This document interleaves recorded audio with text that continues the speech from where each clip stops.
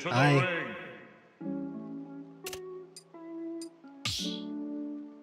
How is everybody?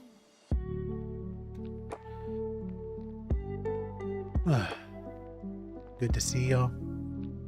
Today's gonna be a little bit different.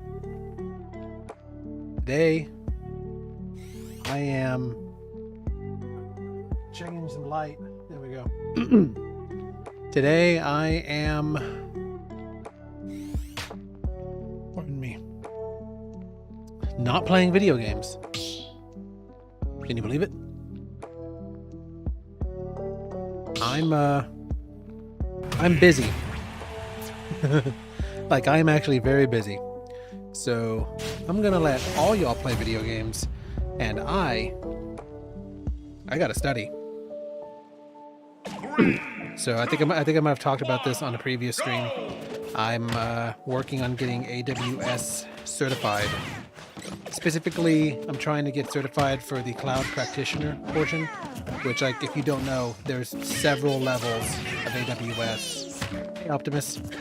There's several levels of certification, and I'm applying for the first one, which is, I guess, the entry level, which is to say also maybe the easiest. That said, it's still hard. The shortest mountain to climb is still a mountain. So I'm gonna be spending all of tonight going over this, and I will be watching you guys play some awesome Smash, wishing I could join in. Some people you know have passed away after this Prime. I'm very sorry to hear that. I don't think I'm familiar with the names. Have you mentioned those guys before? Dude, stop that. I'm gonna try to be as engaged and fun as I can be. I'm gonna be reading chat. I'm gonna be reading my notes out loud. First of all, I feel like I should make a disclaimer. I've been taking like a paid course to study, and I also have some practice exams I'm gonna do. As far as I can tell, I know I cannot share the coursework that I've been doing. Hey everybody. I can't share the coursework I've been doing because that's copyrighted and it's for private my use only. I think I can read my notes though, because I made these, and these are my own annotations. It's not, I didn't just verbatim write down the slides. That wouldn't make sense. So if you guys want to learn AWS with me, if you guys want to get computer science software engineer certified, then ask me questions while I'm talking. You know what? You guys help me study. Chat, help me study. Whenever you hear me say something and you have no idea what it is, ask me to explain it. That'll help me understand. Mainly I have to study like all the business stuff, because the business stuff was a lot of information, like savings plans. What else is there? Support plan pricing, like accounting best practices. There's a lot of work in here. There's a lot of information, and it's a lot of bullshit. Like, I wish I had an eidetic memory, or like a photographic memory, so I could not lose everything immediately. Which AWS technologies are we learning about? I'm learning about S3, S3 and relational ship databases. I'm also learning about elastic blockchain, elastic block memory. Let's see, EC2 instances, load balancers. I have to know a lot of pricing. This is like a lot of business stuff too, which is not. It's like half practical for engineering, half pricing. It becoming a nerd. I've been a nerd, friend. So let's see here. This particular area of notes is talking about Compute Optimizer. These are all AWS services, by the way. Like, these are things that you can pay Amazon to do for you. It's like, I have the Compute Optimizer, which is, it recommends resource configurations to reduce costs.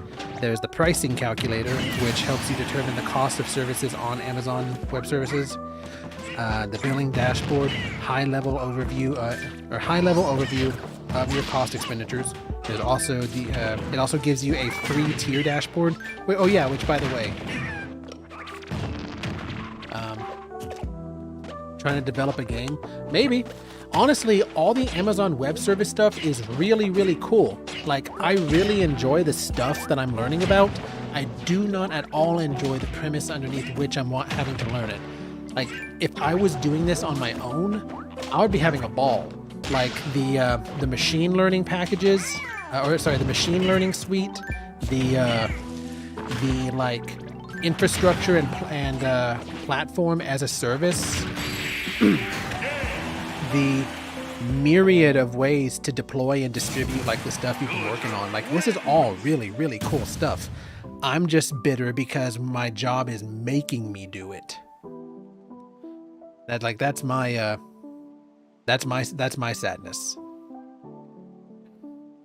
But getting back to the billing stuff, because this is what I need. Like, I need to really dig down into the billing and the pricing. I've taken a couple of practice exams, and on both of them, I have not done well on the cost and expenditure part of the tests. I've taken 2 practice exams so far. I have failed one, which was a real kick in the dick, and then I passed the other. So I'm 1-1 right now. How does this emoji reference nectar? It's a butt, right? I thought the peach was just supposed to be a butt. Is it nectar of the ass? That sounds gross. I thought it was a peach. I didn't know it was a nectarine. Let's see here. Okay. So cost allocation tags. It's a tagging resource that you can add on to things to create detailed reports. Makes sense. Cost and usage reports. It is the most comprehensive billing dataset offered. The Cost Explorer. This Cost Explorer is fucked with me. View current usage, very detailed, and then forecasted usage. Okay, that's different from the pricing calculator, in which you can use to estimate the cost of services. Priced.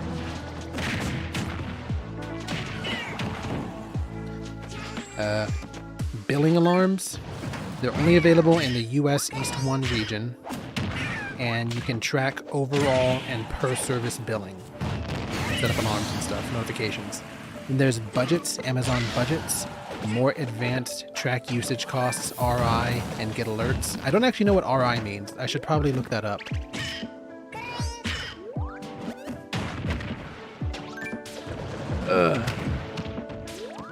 Let's see.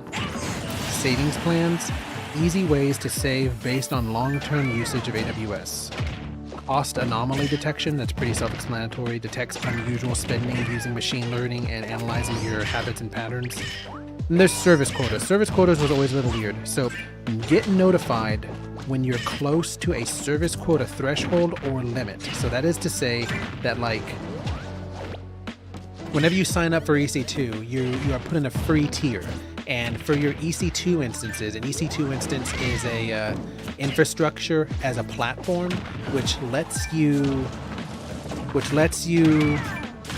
have coding structures deployed into the instance and running on the instance. And depending on what the instance is for, what it's categorized as, and how large it is, you get billed for that. As a part of Amazon's free tier, this is me studying, y'all. As a part of Amazon's free tier, you get 750 hours a month of the baby tier, which is T2 micro. So the first part of the name, the T, references the type. T is for general purpose. The number and and then the number is the version, so it's general purpose version 2, T2, and then the dot micro refers to the size of the size of the instance. So micro, the smallest. Okay, there we go, guys. That's what service quotas are for. The service quota will tell you, since you only get 750 hours a month for free, after that they're going to start charging you. Service quota will let you know if you're getting close to that threshold.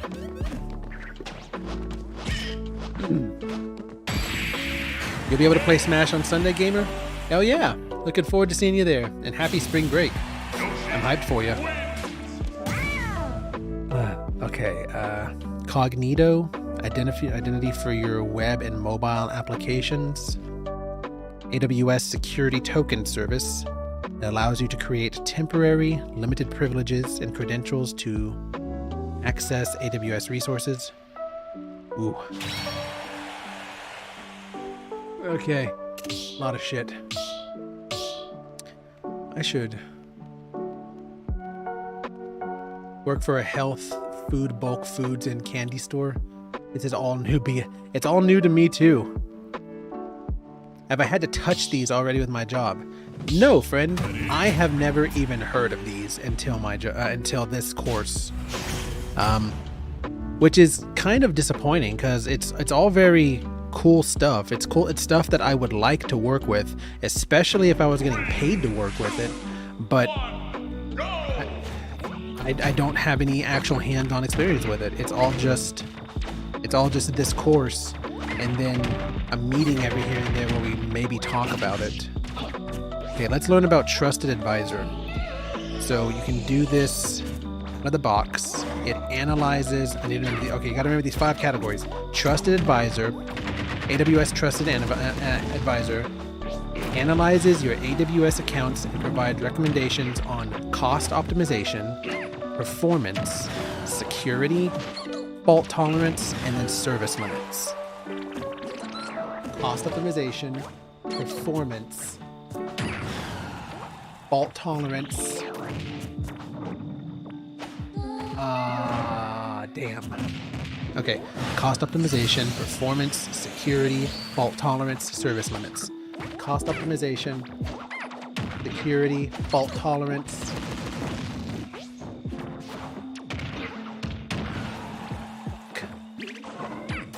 I feel like it sticks a little easier with some hands-on. Yeah, it definitely does. I wish I could get paid to actually do a cloud project and then learn the cloud, and then once I'm familiar with the cloud, then get me certified. The idea that they want us to get certified without actually working on anything is complete poopy. Cost optimization, performance, security, fault tolerance, service limits. Cost optimization, performance, security, fault tolerance, and service limits. Cost optimization, security, fault tolerance, service limits, and is optimization in there? Performance is. Okay. So Trusted Advisor will offer the 7 core checks on free tiers: Basic and Developer, S3 bucket permissions, security groups, okay, so S3 bucket permissions, security groups with specific ports, unrestricted, IAM user, one user minimum, multi-factor authentication on root account, EBS public snapshots, RDS public snapshots, and then service limits. Those are the 7 core checks for the basic and developer support plan. If you want to go bonka hog and actually pay for the business and enterprise support plans, then you get the full checks, which is everything that was just mentioned, plus more on the 5 categories, which are they are security, limits, fault tolerance, cost optimization, and let's see, performance, security, cost optimization, fault tolerance, and damn, what was the other one? I keep forgetting it. Service limits? Did I say that? This is hard, guys. GG's Mewtwo. Also, business and enterprise levels give you programmatic access to the AWS Support API. I need to study these actual plans, though, support plan pricing, all that. The basic support is free, but then you can get developer, business, and then enterprise. 3, 2, 1, go! Business, 10% of monthly AWS charges. These are crazy pricing. $150,000. 3% of monthly AWS charges over $1 million. God. What kind of computer stuff do you do, Caleb? I don't actually know what your purview is.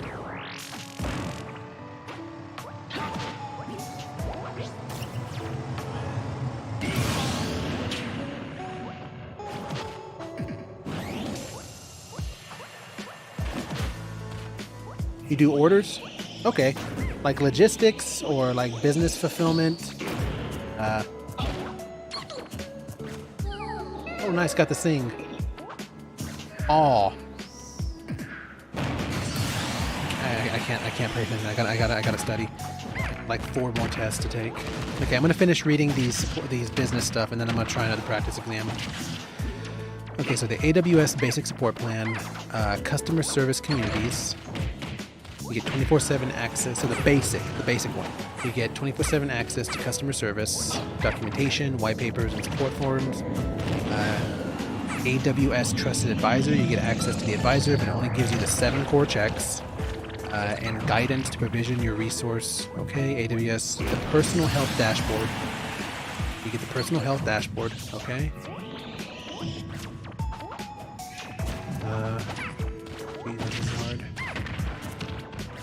Developer plan comes with everything inside the basic support plan, but you get business hours to access cloud support associates. Unlimited cases with only 1 primary account. Pretty crappy response times. The business support plan, which is the third most expensive option, intended to be used if you have production workloads. You get you get the full set on Trusted Advisor. That's cool. 24/7 phone, email, and chat access for cloud support engineers. That's nice. You get the 24/7 with business. Only business hours with dev. Okay. And access to infrastructure event management for an additional fee. And you have much better response times. Sometimes less than an hour. But then if you have the Bonkahog bucks, you can pay for the enterprise support plan. And you get, this is for mission critical workloads. You have your own designated technical account manager. There's a whole concierge support team for your shit. Infrastructure event management. You get well architected reviews, and you can have responses in less than 15 minutes. God damn. They have somebody just staring at the phone, waiting for you. 3, 2, okay, 1, here's a note for best practices. God. Account best practices. Operate multiple accounts using organizations. Use service control policies. You need to have multiple accounts set up with the best practices under AWS Control Tower. I should review Control Tower. You need to use tags for cost allocation. That's pretty self-explanatory, I think. Tags are neat. You need to know the IAM guidelines, so enable multi-factor authentication, follow the least privilege principle, which means that somebody should not have any more access than is absolutely necessary to do their jobs. Okay, not bad. I'm sorry if tonight's boring, you guys. I was debating canceling the stream. That's how important this studying is. I'm very stressed for tomorrow, so this is what you got. Hey Alexander, how you doing? Let's see. You need to enforce a password policy. Make it, the standard stuff. A combination of lowercase, capital, numbers, special characters, and also have password rotation. Good luck on the test. It sounds like a test. Yep. Thank you for the well wishes. If you want to learn with me, I'm basically reading my notes out loud. Let's see what else. Okay. Make sure to utilize AWS config to record all the resource configurations and make sure you're compliant over time. Utilize CloudFormation. CloudFormation is a way to save or to model and deploy things over various regions and AZs. Use Trusted Advisor to get insights. It gives the 7 core for basic and developer, and then the full checks for business and enterprise. Then service logs and access logs to S3 or CloudWatch logs. I think because both of those are S3, you can encrypt what's inside the bucket optionally. But I'm pretty sure CloudWatch logs are consistently... CloudWatch logs are default encryption, I bet. Hey, what's up, Eggman? How you doing?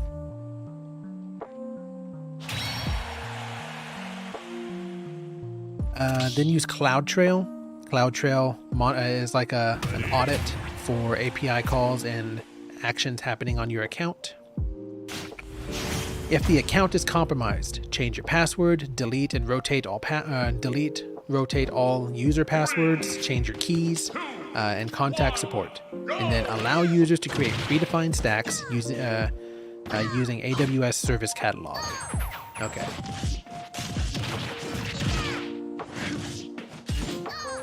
Oh, okay. I got you. Good to see you, Zodiac. Oh, my back.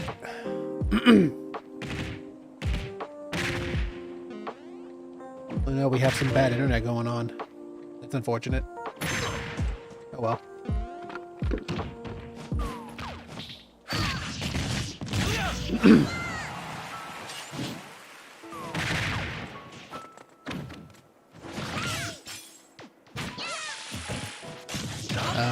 Billing and costing tools. I went over this. I did that already. There was another one though where I said I should probably just read all the slides. I might need to do that on my own.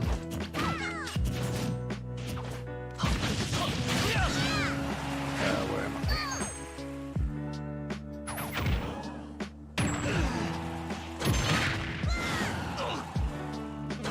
I? Yeah, this shit is very very cray-cray. You know what I'm saying? Alright. Hey, Hyrule Smash, how you doing? What GSP y'all at? I think I'm at like 12.8 million. Oh, snap. Thank you, Alexander. I completely forgot to update that. I've been so single-minded.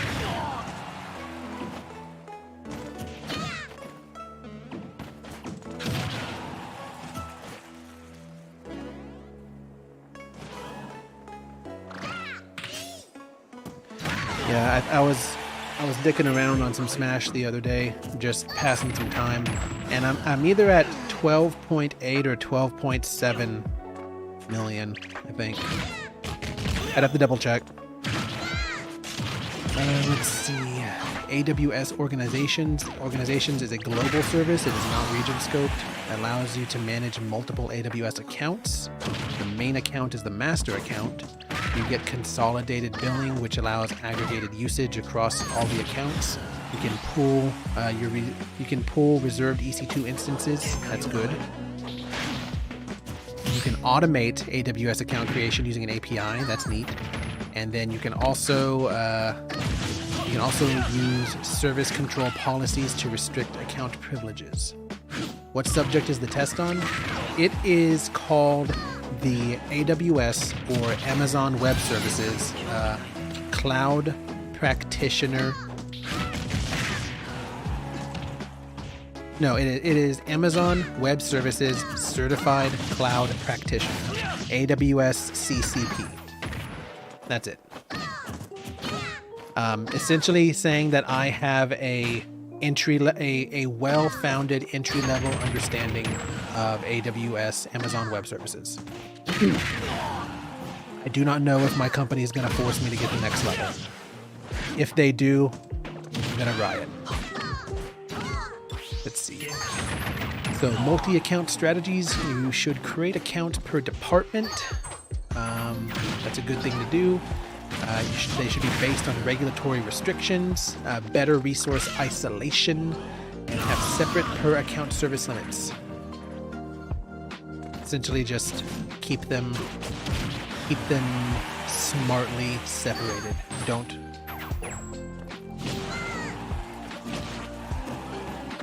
Oh, pardon me. Next on my notes are the service account policies. They are applied at the organizational unit or account level. It does not apply to the master account. Good to know. The SCP is applied to all the users and roles of an account, including the root. I need to know the use cases. Restrict access to certain services. Yeah. And then enforce PCI compliance by explicitly disabling other services. PCI is like... Oh, hold on. No, I know it. Damn it, what's PCI? It's like... It's not personally identified information. That's PII. What's PCI? Damn. It's killing me.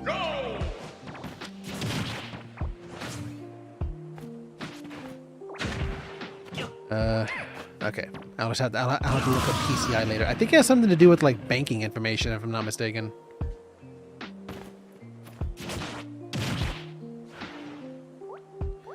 Consolidated billing.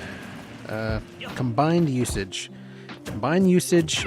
So, with consolidated billing, you combine usage across all AWS accounts to share volume, pricing, reserved instances, and savings plan discounts. Okay. You also only get one bill, so it's easier to manage. What is Control Tower? AWS Control Tower. AWS Control Tower is an easy way to set up easy way to set up and govern a secure and compliant multi-account AWS environment based on best practices. Okay, so I think the main takeaway is that it's a multi-account AWS environment as opposed to an organization. I think organizations are like just how you organize the groups, and then Control Tower is for overall organizational management. Very confusing. Christ. Man, wouldn't it be great if like I got a real certified AWS professional to hop into the stream and just take the test for me? Okay. So some of the benefits: you can automate the setup of the environment in just a few clicks. Monitor compliance through an interactive dashboard. So AWS, what I need to remember is that AWS runs on top of the organizations that I just mentioned. It automatically sets up organizations to organize accounts, and those accounts can have service control policies attached to them. I think that's the case. 2, 1, go!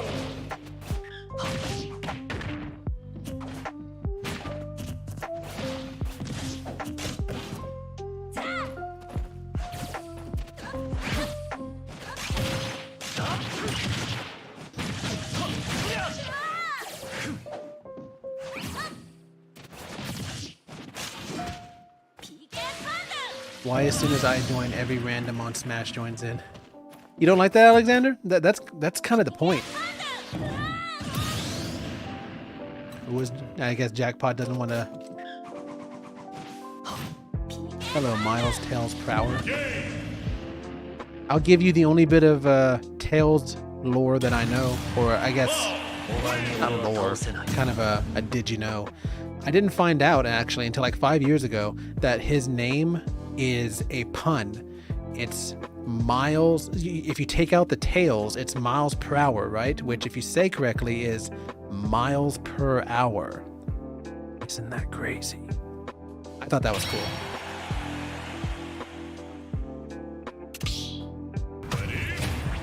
Man, we got a lot of people hopping in tonight. That's cool. I feel bad if I'm not that entertaining tonight, you guys. I have to study for a test I have tomorrow for an AWS certification. So, if if you want to learn computer sciencey stuff with me, you're welcome to stick around. I'm currently learning about like pricing models and stuff. AWS Control Tower. Next up is the service catalog. So let's see here. Oh, I know what the service catalog is. The service catalog, it's really cool. So like say you're just joining a team, right? Or like you're just joining an area. Well, people in that area is, they know what's going on. So they can like audit and set up approved services that new people can just like immediately pull down and have their entire environment ready to go and ready to work. Thank you for the well wishes, Tails. My test is tomorrow at like 7 a.m. So I'm not even going to get a whole lot of sleep tonight since I'm going to run this arena until 1 a.m.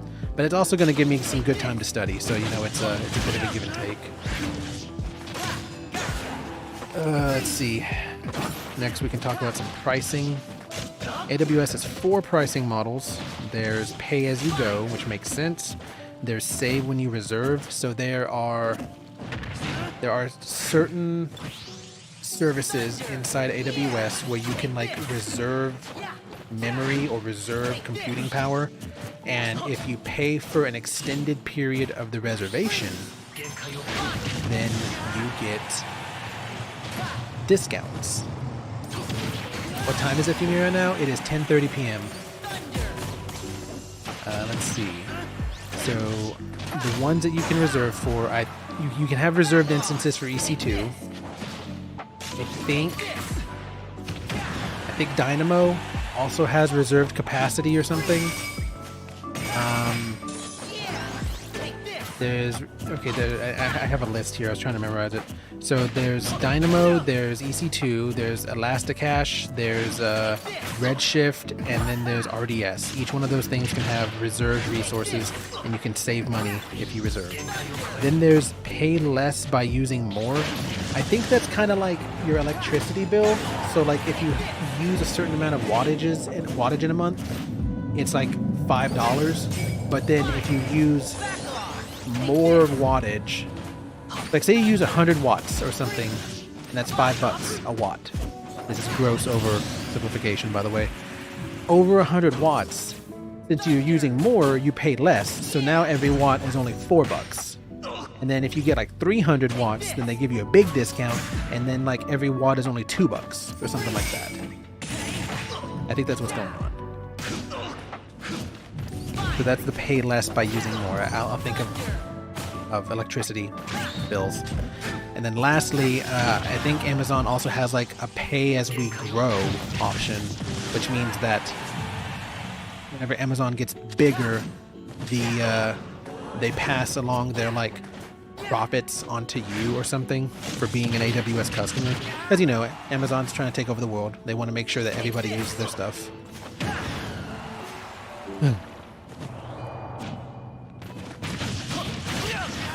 Okay, so now we get on to free stuff in AWS. The list is somewhat generous.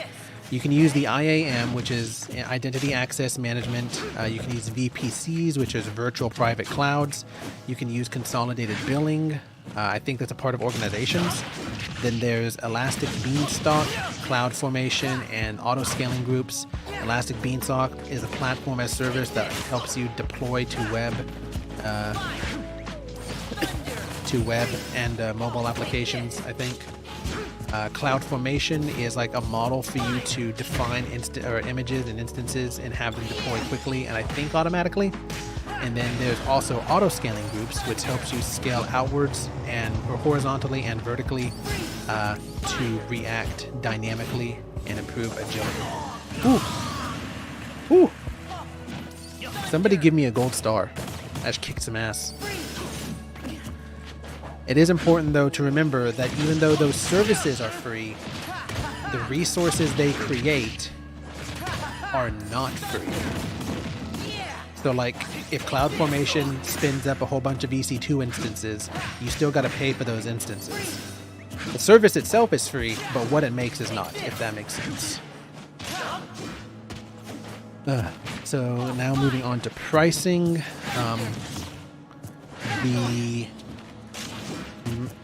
the pricing for EC2.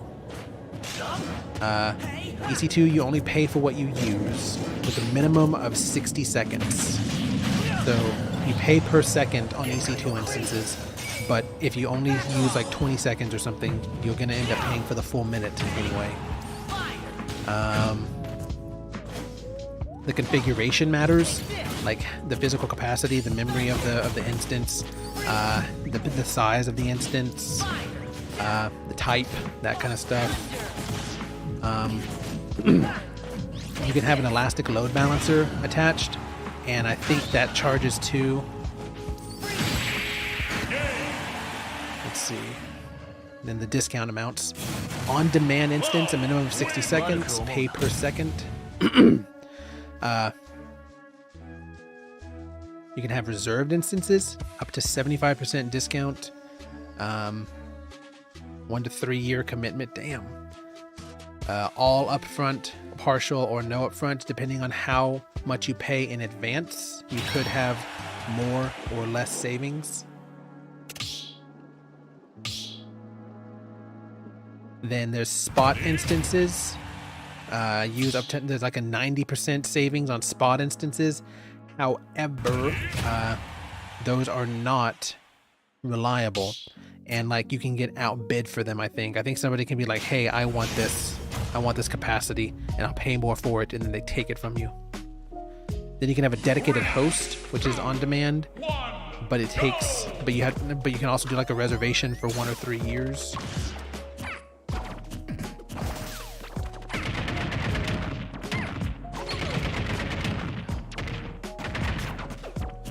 Then there's, next is Lambda and ECS. ECS stands for Elastic Container Service. I'll have to look that up again. Lambda, I know what Lambda is. Lambda is running functions. You can pay per call and per duration. EC2, it is serverless. EC2 is not serverless. ECS, EC2 launch type model. You can also use Fargate. Elastic Container Service, that's what that is. Container for like Docker and stuff. Fargate, launch type, pay for S3. I don't know what S3 itself actually stands for, but there's different classes of S3, different types, and each one of them does different things, and you can pay for them differently too. There's the standard one, there's the infrequent access one, there's infrequent access inside one zone, there's the Glacier stuff, and then there's inside Glacier, there's 3 tiers. There's Flex, Deep, oh, what's the last one? Flex, I forget, my notes. Oh, it's just normal.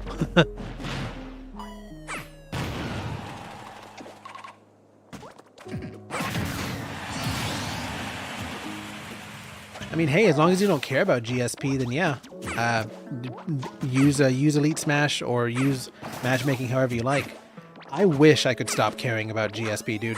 I would have so much more fun if I could just like play with impunity, but my nerd brain just can't stand the sight of numbers getting smaller.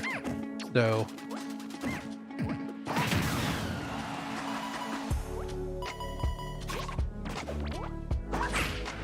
let's see. Numbered says objects, you pay for data out. You do not pay for inbound stuff into S3. You only pay for outbound. You pay for transfer acceleration as well. That is another service on top. Similar service is EFS. Then there's the Elastic Block Stack, which is like memory, like virtual USBs put onto your ECS service.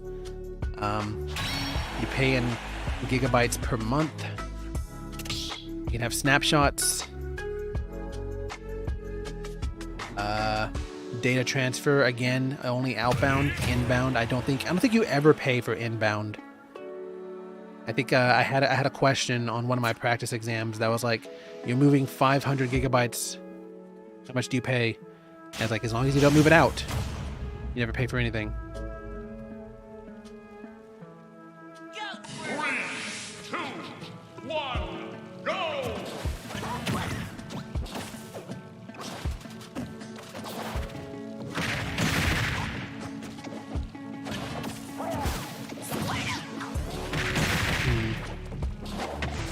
Okay. Then there's RDS, which is like relational database service, I think. You get paid per hour, or so you're paying per hour. And like you also the engine, the size, the memory of the database matters. You can also reserve RDS. You can reserve RDS. You can reserve EC2. You can reserve DynamoDB. You can reserve Elasticache. You can reserve Redshift. I think there's one more, but I'm forgetting. I think I'm forgetting what it is, but I think there's one more. You can deploy RDS in either multiple or singular availability zones. Once again, inbound traffic is free. You only care about pricing outbound stuff. Then there's CloudFront. CloudFront is a CDN, Content Delivery Network. It really depends on where you are, I think. I think the pricing is dependent upon the region. Once again, data transfer out, and also the number of requests.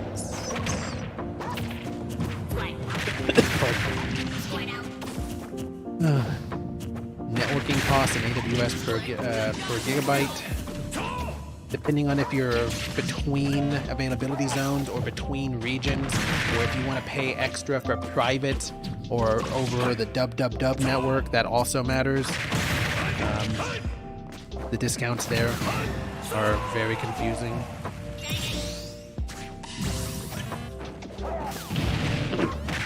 Pardon me. But then you can also have savings plans. In savings plans, you can commit a certain dollar amount for 1 or 3 years. It's always either 1 or 3. It's never something interesting like 4. Then there's EC2 savings plan. The EC2 savings plan, you can commit to usage of instance families in a region. So like, I guess commit to general purpose instances or something. 72% discount compared to the on-demand. Okay. You can also choose to pay in upfront, not upfront, or partially upfront. That also gives you some discounts. Okay. That's if you do the reservations, I think, though. Then there's the compute savings plan. So up to 66% discount compared to the on-demand for EC2. And this is regardless of what family you use, the region it's in, the size, the tenancy, the OS, or the computing options. And then lastly, there's the machine learning savings plan. And that gets you that litany of ML Suite tools that I was talking about, like Recognition or Poly or Transcribe or Lex or Connect. I think I just named them all. I might have missed 1 or 2. Oh man. Okay, and then the compute optimizer.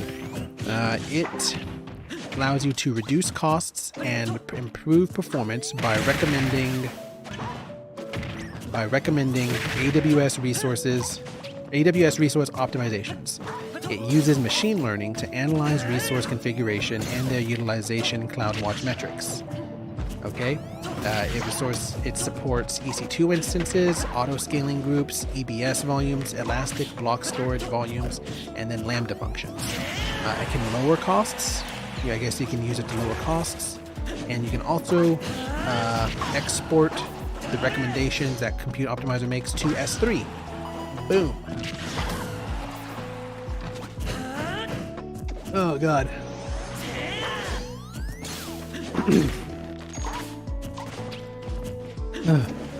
Billing and cost tools.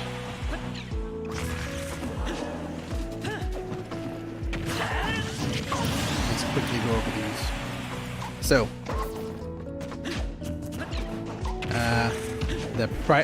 let's see, the AWS billing. Wait, did I miss some notes?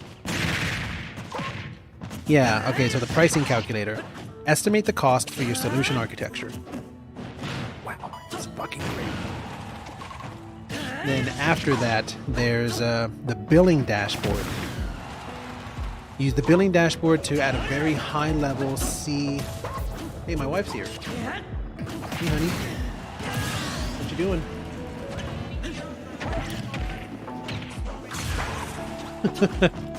Apparently my wife is smelly? Oh. That should work out. Everybody say hi to Turtle.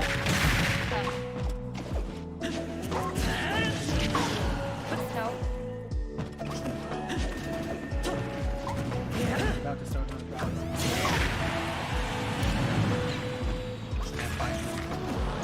the Each one's supposed to take an hour and a half. Yeah, I have to wake up at like 6, so let me turn this up a little. I have to wake up at like 6, and then I also have to like. I'm running this arena until 1 a.m. So since I'm already not getting a whole lot of sleep, I'm probably only gonna get through 1 or 2 more exams.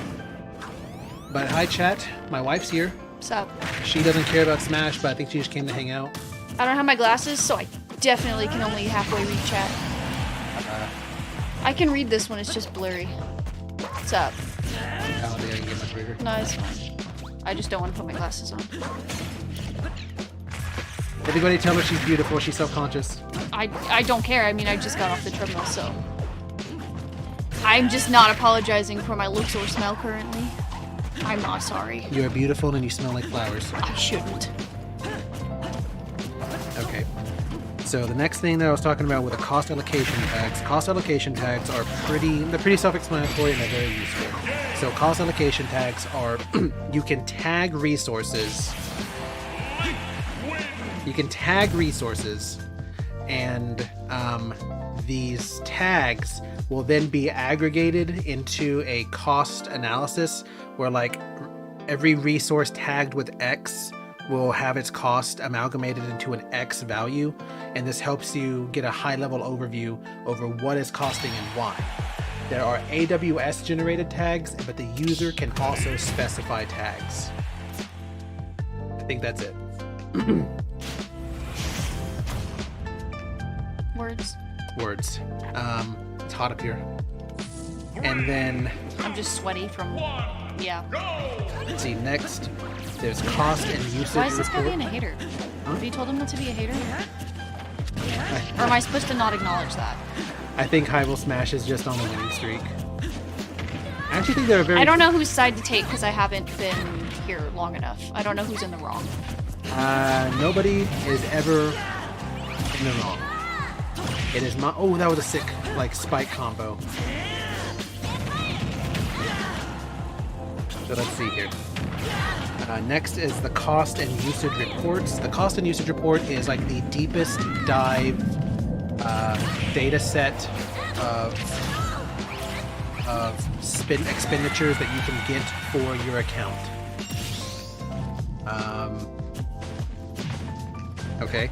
Then there's the Cost Explorer. The fucking Cost Explorer always confuses me with the pricing calculator. So the Cost Explorer. So let's take a look at this. It's a visual service. You can visualize, understand, and manage your AWS costs and your usage over time.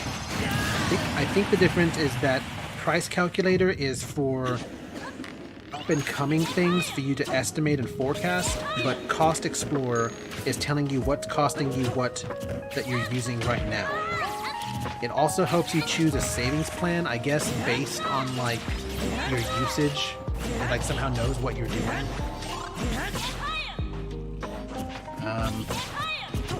It can also forecast usage up to 12 months based on previous usage.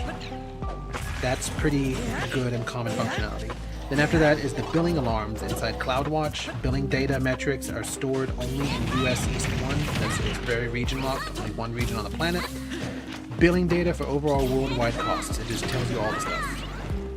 And also you can also send you notifications and alerts in case something's going wrong. Next is AWS budgets. You can create a budget and set alarms for when an actual or forecasted cost exceeds the budget that you wanted. So if Cost Explorer is like your TC2 or your T2 micro accounts are about to cost you $30, but you only wanted to spend $20, budgets can send you an alert saying, hey, you're about to go over your budget. And then there's the AWS Cost Anomaly Detection service. That's pretty self-explanatory. It uses machine learning to analyze your cost and usage patterns and then see if there's anything out of the ordinary happening, aka the anomaly. Makes sense, right, guys? Does this actually apply to your job, or can you not say how it applies? Half of what I'm learning applies, half of it doesn't. I don't see how. Is it Amazon or no? It's Amazon Web Services. These are services that Amazon provides. Did they have any? They have some stuff to do with it? Yeah, they're the ones that provide the service. Like, Amazon manages all of these things. And a lot of these, like load balancers or EC2 instances, a lot of these services are really cool and would help us if they gave me the, like, permission to use it. I haven't had a project yet where I actually need to use any of the cloud stuff. They just want me to know it. Do you think you'll ever get to? We have to. We have to modernize. If we don't modernize, we're gonna fall behind. But that's the same for every organization.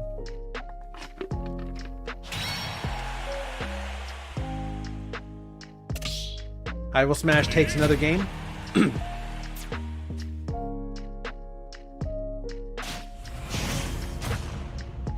Let's see.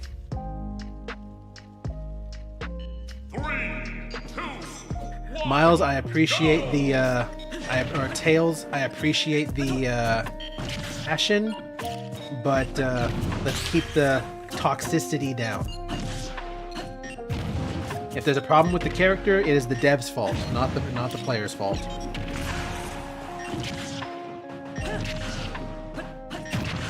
Service quotas, already did that. Okay, this fucking trusted advisor. This trusted advisor sucks ass. So the Amazon trusted advisor is in so over the fucking tests, and I still don't understand what it does.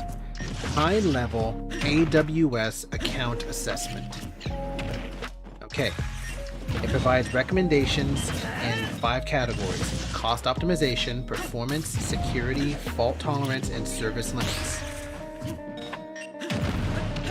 If you are a basic or dev support plan, then it analyzes 7 core checks on your service, on your account: S3 bucket permissions, security groups, IAM users, multi-factor authentication, elastic block storage public snapshots, relational database service public snapshots, and then service limitations.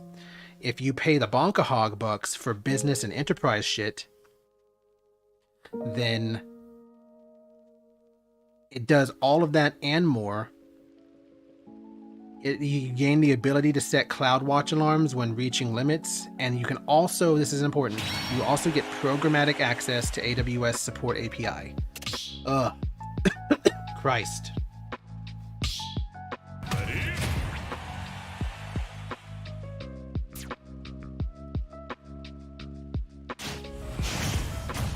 Cat's burning itself to the ground. It is. I mean, pretty much. I think, yeah. I don't know whose side to take. Just some 3, 2, 1. stuff. Go! Let's see.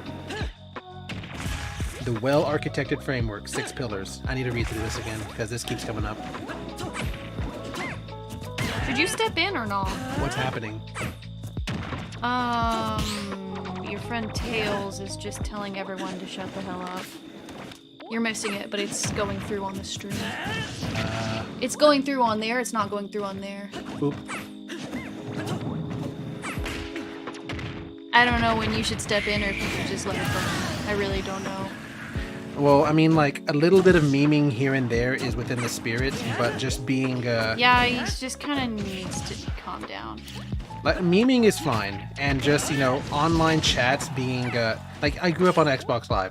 I know, I was kind of gonna say, like, anyone that's gamed online for any amount of time kind of expects a level of toxicity, but like But it's also sometimes it just gets at a old. certain point, it's like everybody chill.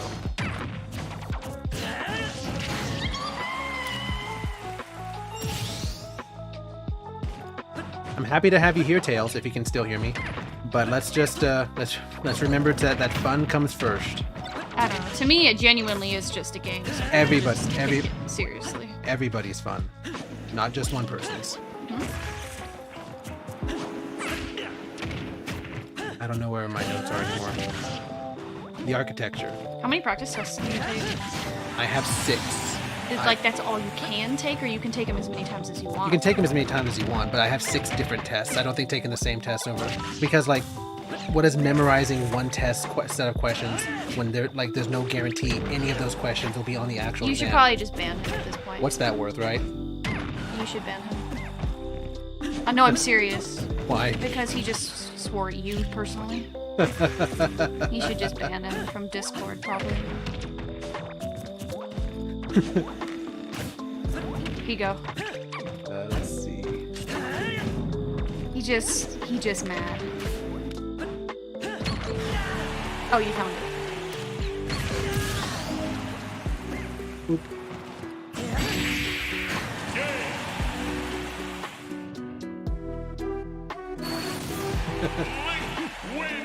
I didn't know that everybody had the at everyone power. I need to take that away.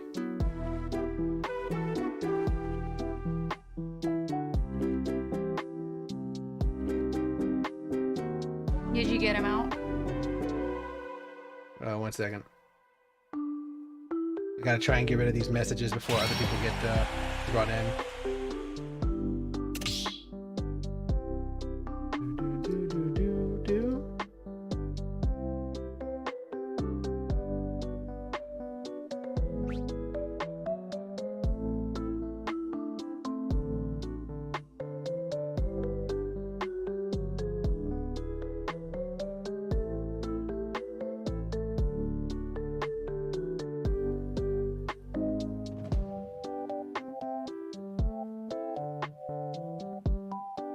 Is he new here?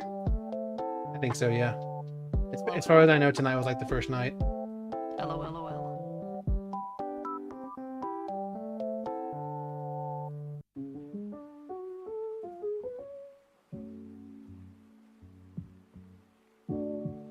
Do you know how to remove that power from people or not?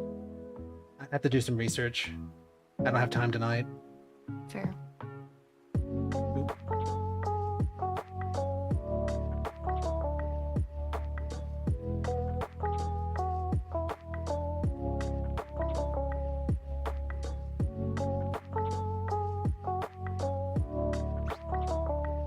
Chat's super active now, though. Not in a bad way. Yeah, hi everybody. Sorry that we had one bad apple. You know how it goes, though. That's the Did you nature. block him on here? I did everything, yeah. Oh, okay. I didn't know if you got him off the YouTube.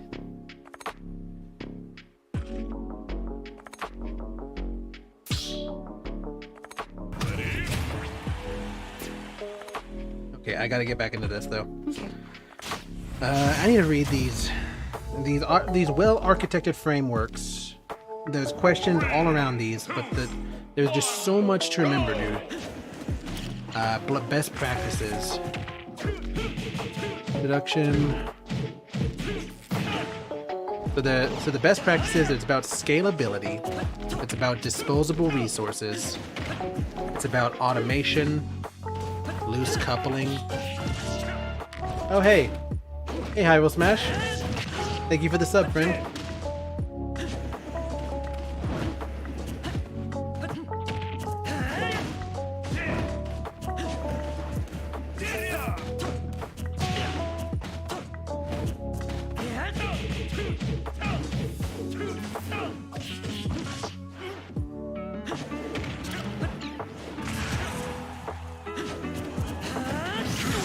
OMG.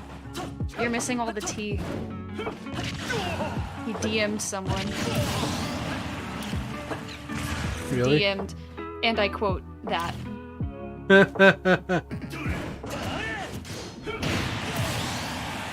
Oh yeah, he's just DMing people. He doesn't big mad. He's fine. I'm shivering in my timbers. He shouldn't have access to like who's in the channel anymore. He got banned from the Discord. OMG. Whoops. Some people preemptively blocked him.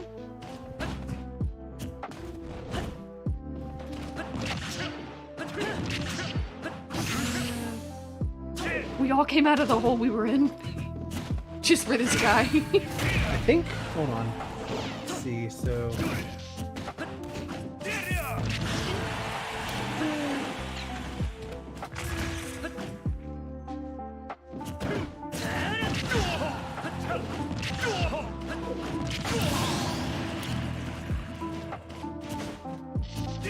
Yeah, chat's making a good point. They said that you probably wouldn't want violence answered with violence, and that's fair. I guess he just came out swinging. Other people are fighting back. I mean, they're fine. Okay, I made you a mod. Can you figure out if you can like disable at everybody on there, because that can get very. Yeah. It is interesting. I think we should celebrate something though, guys. We managed to go like 2 years now without an incident. I think that's pretty good for like a community our size.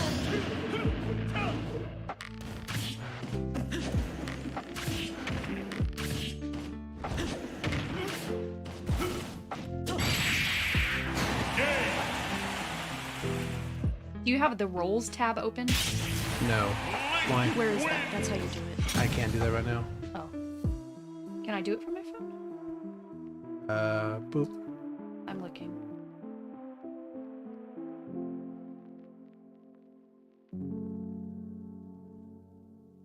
Like, I googled how to do it, I just don't know how to get to roles.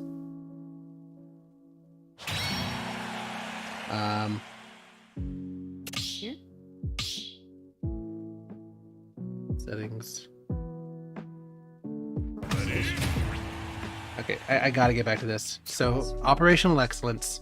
Operational excellence, it includes the ability to run and monitor systems to deliver business value and continually improve supporting pieces, processes, and procedures. Design principles. Performance. Let's see. Perform operations as code. Annotate documentation. Make frequent small reversible changes. Refine operations procedures frequently. Anticipate failure. Learn from failure. Okay? I'm not allowed to do it. I'm doing it on your phone. No. Security. Strategically protect stuff. My notes suck. Oh shit.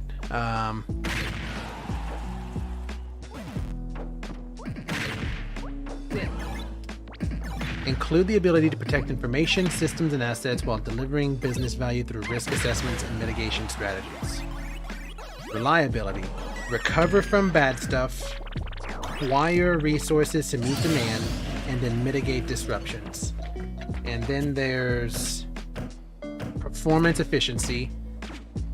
It gives you the ability to... it includes the ability to use computing resources efficiently to meet system requirements and to maintain that efficiency as demand changes and technologies evolve.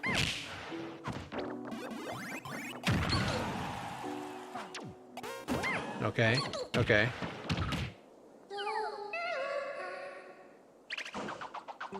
Then design principles.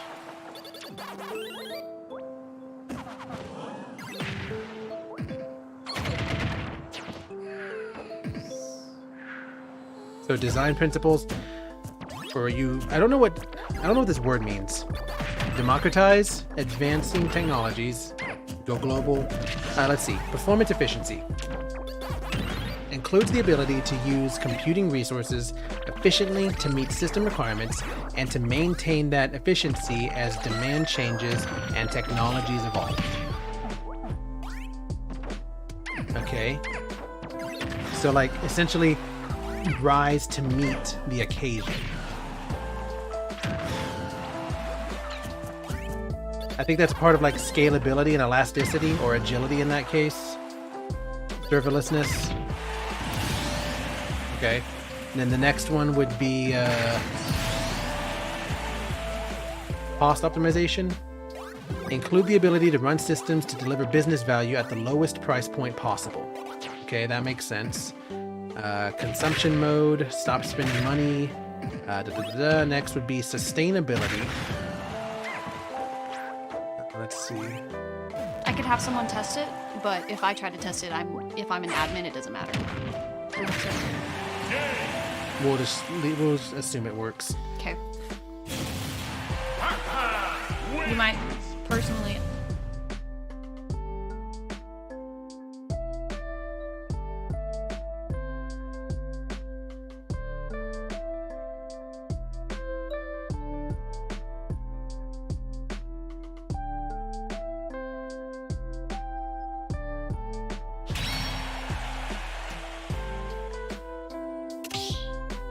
Okay, so the next thing we have is sustainability. Sustainability pillar focuses on minimizing the environmental impact of running cloud workloads. Can you kick him from the lobby? Can I? Shit. Can I ban?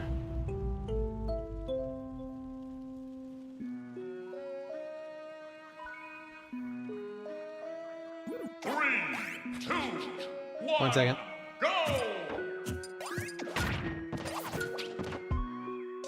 Puppy.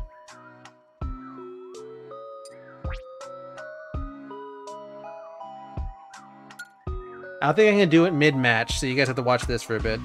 Is he playing? Yeah. You can make a new lobby. I don't know how hard that is, so.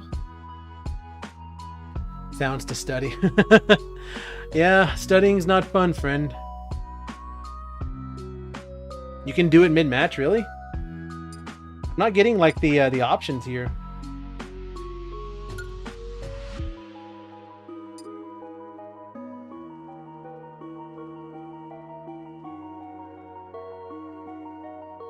It doesn't let me click though, guys. This is it. All I can do is click OK. Oh, sorry. What? Nothing. You're such a goober. You didn't move the sticks. No, I think the option was like covered by our little screen. So kick, and then I can like go on here.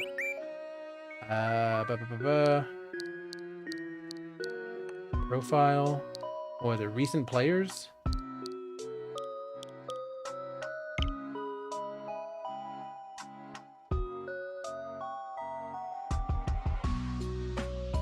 Tails, and then block. Oh, because he could just hop back in. Yeah.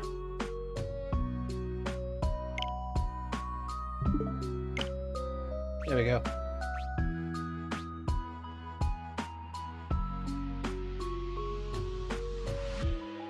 Are we good? Are we back?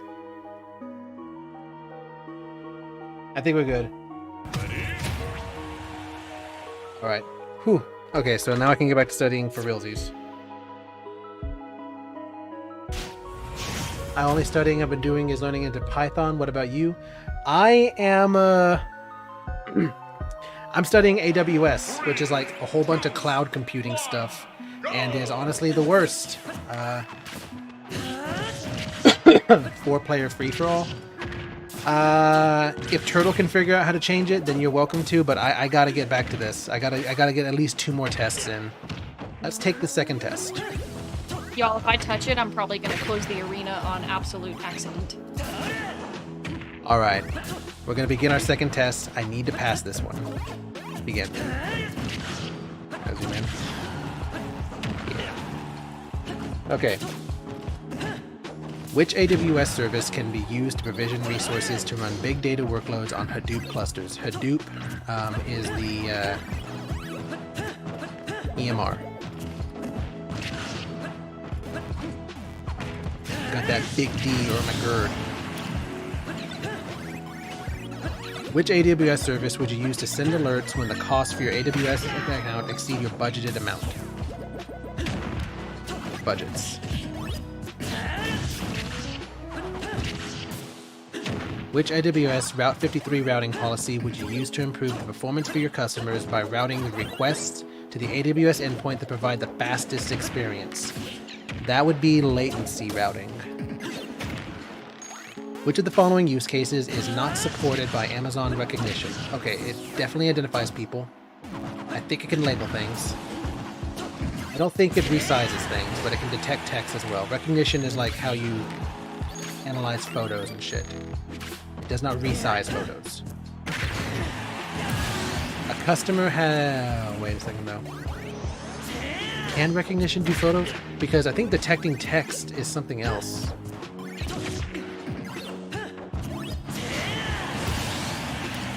No, I can't use notes for tests. Can't use notes for tests, guys. Okay.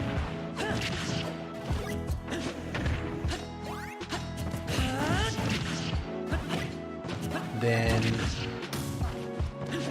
next question.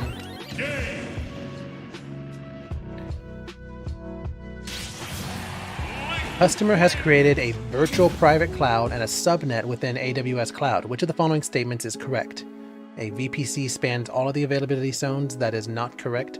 Both the VPC and the subnet span all of the that is not correct. A subnet spans... No, I think the VPC... A subnet spans all of the availability zones in the region, whereas a VPC spans... No, that's not correct. I think they're both AZ locked. I think a virtual private cloud is locked to one AZ.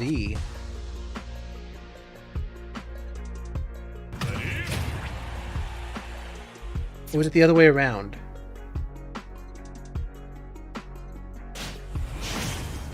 I know for a fact that availability zones are region or are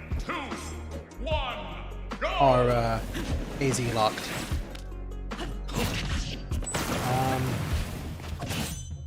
I don't remember if VPCs are region locked though, or if they're in all of the availability. Damn.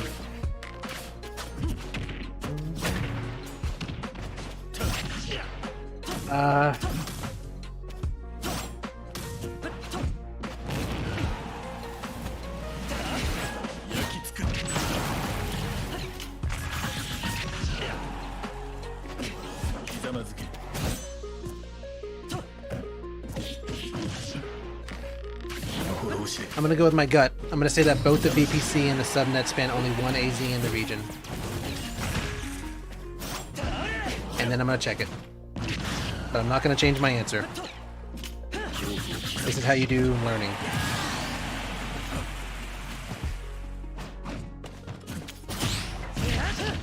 So this test that he's doing right now is a practice test. So yes, it's just online. But when he does the real thing, it's kind of like the teacher certification exam. When you do that teacher cert, I mean, they pat you down for stuff. It's very serious. They watch you the whole time on cameras. It's a big deal. So practice test, I mean, could he use the notes? Sure, but in the real deal, it's gonna be like serious.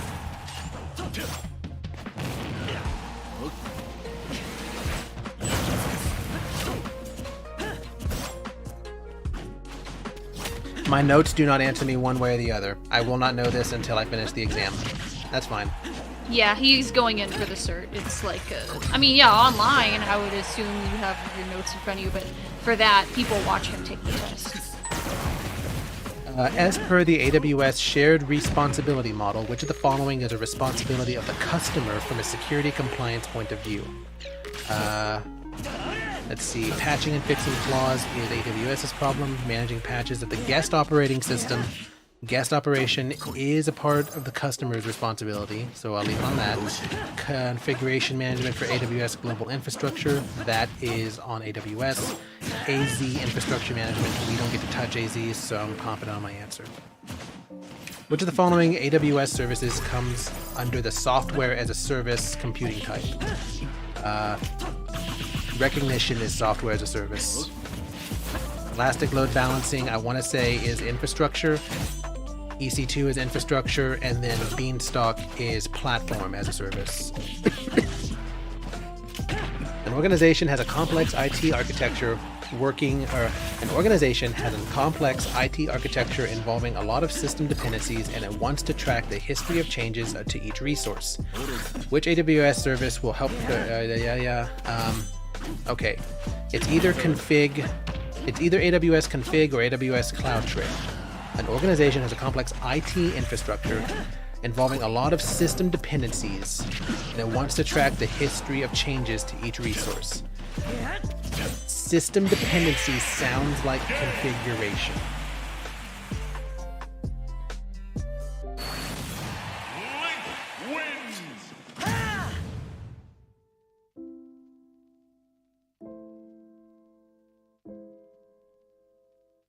I'm gonna go with configuration.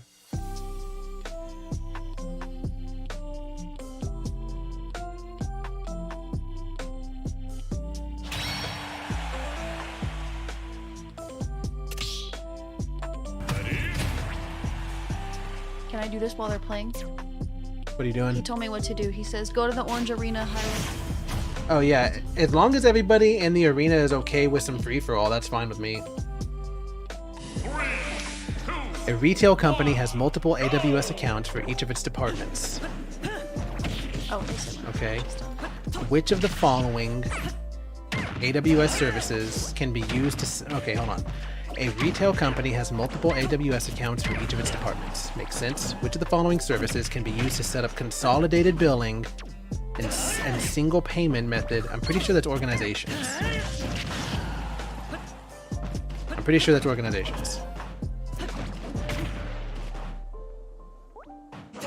Which characteristic of cloud computing imparts the ability to acquire resources as you need and release? That's elasticity.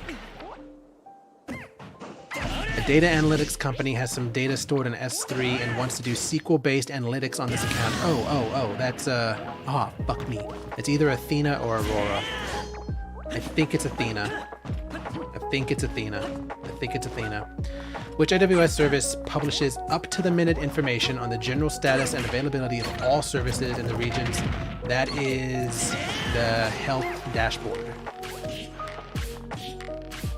Which of the following statements is correct for a security group and a network access control list, otherwise known as NACL? NACL. I think that's a Pokemon.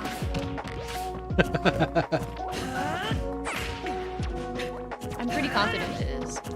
Okay, so Link would know though. a security group is at the VPC level. NACLs... No, wait, security group is at the EC2 level. And NACLs are at the subnet level. Yep, that's true. That is true. Yeah, that's true. Stop licking yourself. Is she okay? Yeah, she's licking her feet. She needs her nails clipped again. Is you okay, Peppers? I can cut them. I'm not gonna like it though. What are the fundamental drivers of cost with AWS Cloud? Computing, bound transfer data, storage. Compute, storage, and outbound. Yeah, there we go. Which of the following statements is incorrect about AWS autoscaling? Doesn't this sound amazing? You could do this, you know? A lot of it just makes sense. It's like, how do you put this and this together? You use the organizer. Like, duh. A lot of it makes sense, but I didn't study the course. Knackley is the Minecraft Pokemon. You were right. Yeah. Hold him up. You know which one he is. Which of the following statements is incorrect about AWS autoscaling? You can automatically remove unhealthy instances. Hang on, can I guess? This is Knackley. Oh, that boy. I combined like the words Pokemon and boy. Oh, honey, you gotta do the thing real quick. How? I gotta get off this screen. Press A. You go to that. Where's it on my cursor at? Oh. Go to that? Nope. Press Y. Sorry, that. Rules. I go to change rules. I'm trying. Press Y. Babe, I'm trying. You can't, like, I'm really trying. Okay, so It's okay. Let us do it next time. It's okay. People just want to play. I'll do it next time. People just want to play. Okay, so you take a guess. I'm gonna read it out loud so I know which one it is. Let's see. You can so you can automatically remove unhealthy instances. You can scale out and add more EC2 instances to match an increase in demand, as well as scale in and remove EC2 instances to match a reduced demand. You can automatically deploy AWS Shield when a DDoS attack is detected. You can automatically register new instances to a load balancer. I know which one this is. The first one. No, it's this one. You can automatically deploy AWS Shield when a DDoS attack is detected. That one's incorrect.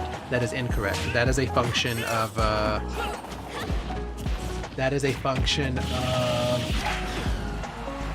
network gateway. Let me look that up. Hold on. VPNs.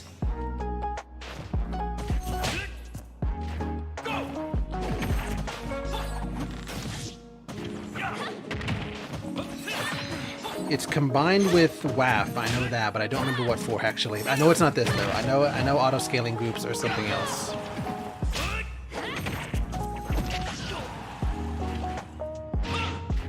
Okay, so next. Only 16 question in. Good Christ. An organization is planning to. I hate these questions. These questions are the worst. It's the one where you have to. It's not multiple choice. You have to select the right number. It tells you the number, but okay. An organization is planning to move its infrastructure from the on-premise data center to the AWS cloud. As a cloud practitioner, what do you recommend? Select 2. It's on-premise data center to the cloud. Okay. Each battle, a chance to grow.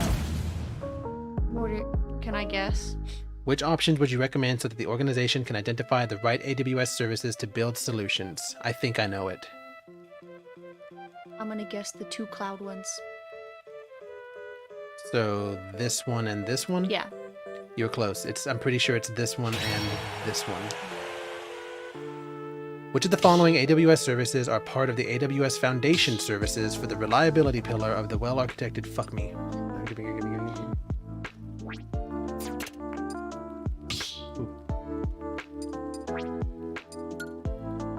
Hold on, guys.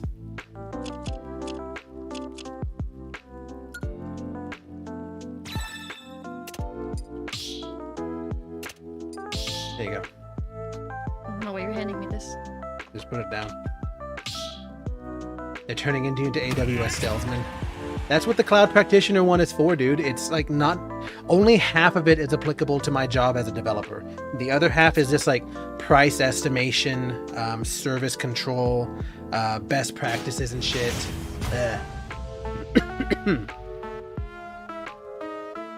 Which of the following AWS services are part of the AWS Foundation services for the reliability pillar? Reliability is about about recovery. So it's like I'm gonna go trusted, and I'm gonna go. How many do I get to answer? we need Is it 2. 2. I'm gonna go trusted. And cloud. Reliability. You need 2. Reliability. Reliability. I don't actually know it is the problem. I think reliability is CloudWatch. I could be wrong. I could be wrong. You could be Does right. it tell you what you get wrong? Yes, Oh, you that's can review. But you have to finish everything first. I think it's CloudWatch, which gives you metrics over what's going wrong and letting you react to stuff. And I also think it's either Trusted Advisor or Service Quotas. I think it's Service Quotas. Okay, next question. Back. Was it 2? Yeah, 2. Okay.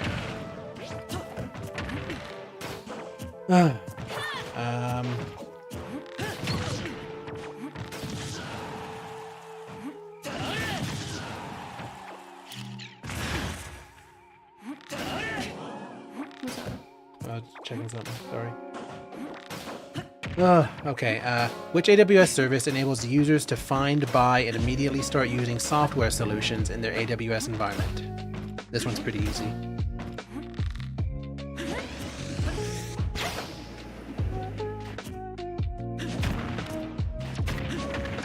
Which of the following is correct about AWS develop? Oh, by the way, it was support. It was Marketplace. The answer was AWS Marketplace. Which of the following is correct about AWS Developer Support Plan? Okay, so the second tier. There's 4 tiers. This is the second. It goes Basic, Developer, Business, and Enterprise. So, allows one contact to open unlimited cases. I think that's correct. I think that's correct. Allows unlimited. No, that's definitely Business. Allows unlimited. No. Okay, yeah, it's definitely the top one. Allows one contact to open unlimited cases. 20 questions in. A gaming company is looking at a technology service that can deliver a consistent low latency gameplay to ensure great user experience for end users in various locations. Which technology will provide the necessary low latency access to end users? You would want to use. Did you want to keep guessing? I don't know this one. This one's local zones. How much does it take the test? $100. Dang. Why? I just want to know how far I get guessing. Like, I don't think I'd actually pass, but just how, like, stupid it would be if I managed to just squeeze in. You know, like, pass by one question. Yeah, and become certified. Not like I would pass with flying colors. I'm not saying that. I might fail miserably, but it would have just been funny to know, but not for $100. I mean, you just got your tax return.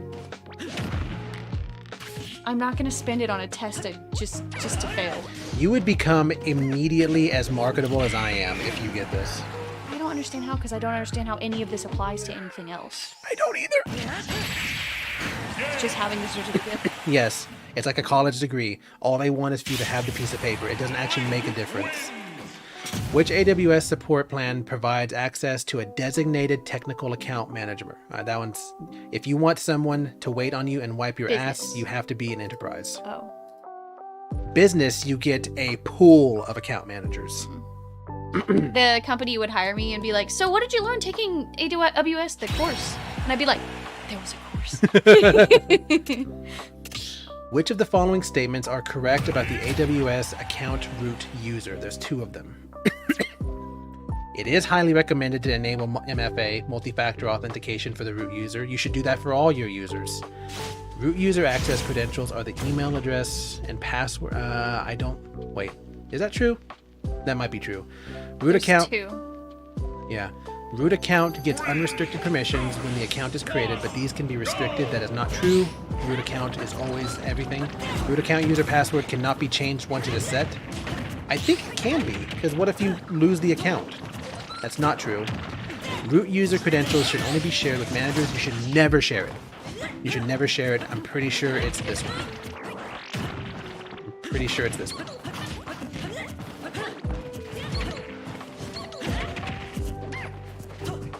Yeah. Okay, so next is, due to a regulatory and compliance reasons, an organization is supposed to use a hardware device for any data encryption. Hardware data encryption. I don't know if you want to keep guessing or if you want me to. Oh, I have to read. I said it out loud. I don't listen when you read. I have to read in my head. I am not the person that can read tests out loud. It drives me crazy.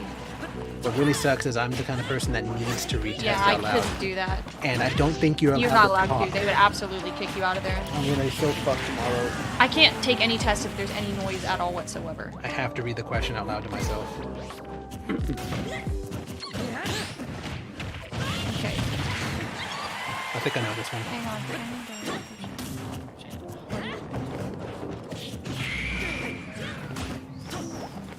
Top. It's cloud. Dang it. A startup is looking for 24/7 phone-based tech support for its account. Which of the following is the most cost-effective? 24/7 phone. You don't care about the response times. It'd be business. Which of the following is the correct statement regarding AWS storage services? S3 is object-based, so like this is already the only one that's right. EBS is block-based. Yep, EBS is literally elastic block storage. And then EFS is file. Yep, this is it. It's the bottom one. Oh wait, hold on. This said object. No. EBS, elastic block storage. So yeah, it's the bottom one. The developer has written a simple web application in PHP and he wants to upload his code to AWS and have AWS handle the deployment automatically. But he still wants access to the underlying operating system for further enhancements. As a cloud practitioner, which of the following services would you recommend?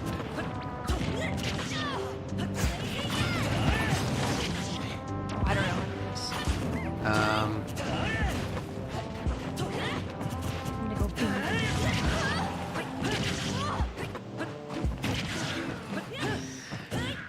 It's either EC2 or Beanstalk. I think it's EC2. I think he wants to upload it to an EC2 instance. AWS handles the deployment automatically, but Beanstalk handles deployments.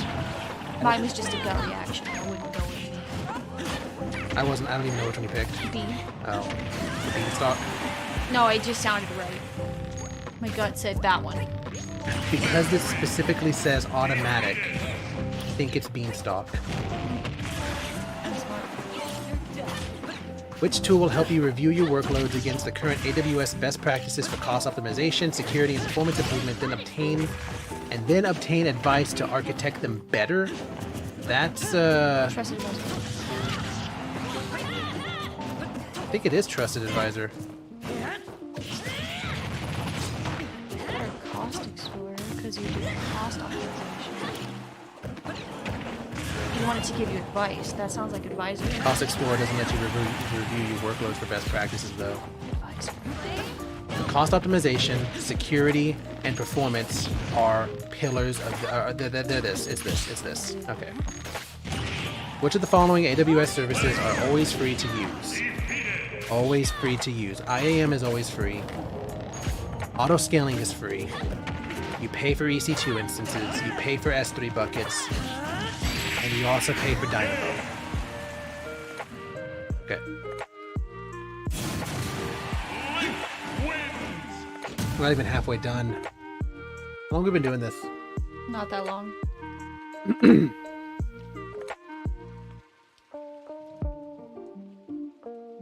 To be fair, Alexander, Jigglypuff is god-awful in free-for-alls. Also god-awful in team. So, like, you gotta be careful.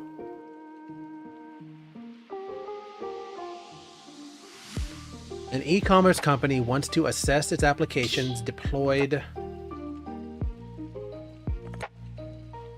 Let's see.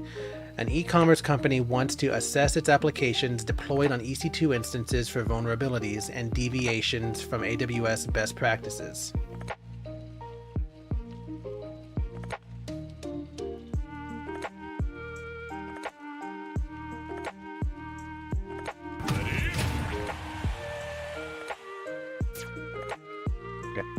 Sorry.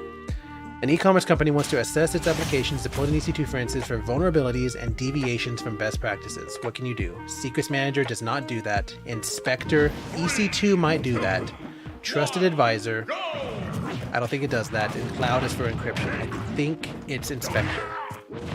Because Inspector specifically handles EC2 instances. As per the AWS shared responsibility model, which of the following is responsibility from AWS from security and compliance? Edge location definitely is.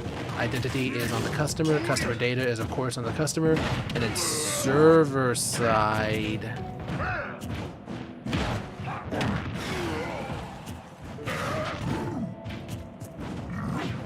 I think this is both. I'm pretty sure it's edge location management.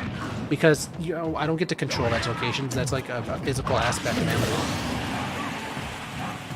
it. Are you thrilled yet? I'm so thrilled. So much fun. I don't want to take this test, guys. I don't want to take this test. Ugh.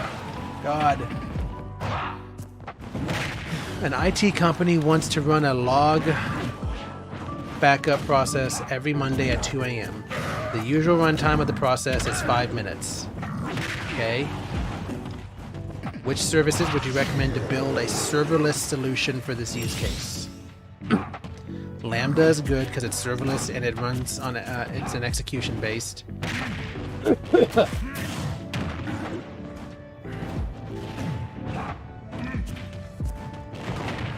EC2 instance is not serverless. I don't know what step function is.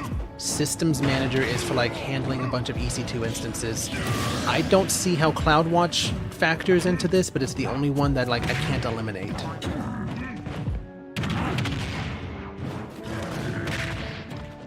So it's either going to be CloudWatch or step function, but I know Lambda is one of the answers, so I'm going to go with these two. The AWS well-architected framework provides guidance on building cloud-based applications using AWS best practices. Which of the following options are the pillars mentioned in the AWS well-architected framework? Select 2. Christ. Okay.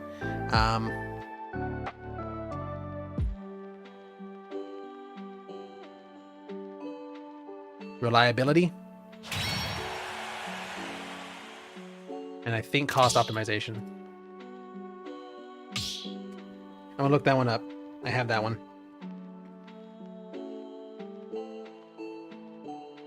Cost optimization and reliability. I did it! Yeah.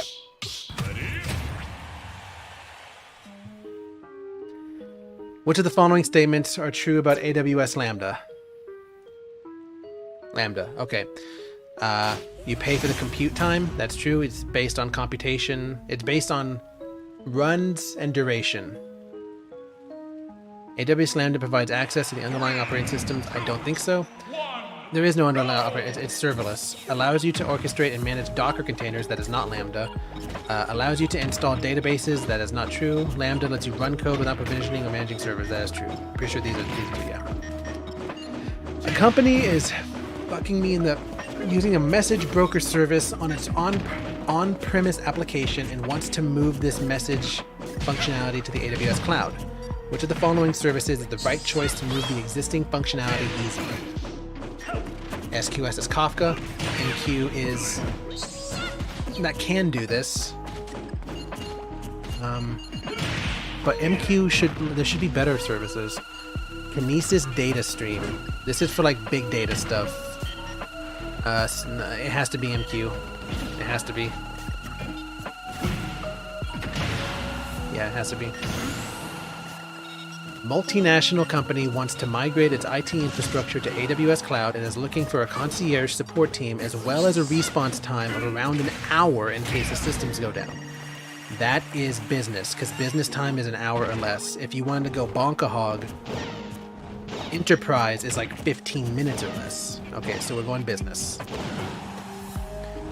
Multi-AZ, multi-availability zone deployment is an example of high availability. Which of the following statements is correct regarding the AWS pricing policy for data transfer charges into or out of an AWS region? Only outbound is charged. Inbound is never charged. Both outbound are charged. Neither are charged. So this is false, and then this is false. This is false, so this one's the only one that can be true. Only outbound data is ever charged. You can put as much shit as you want in there. They want your shit. Which policy describes prohibited uses of the web services offered by Amazon Web Services? That's the acceptable use policy.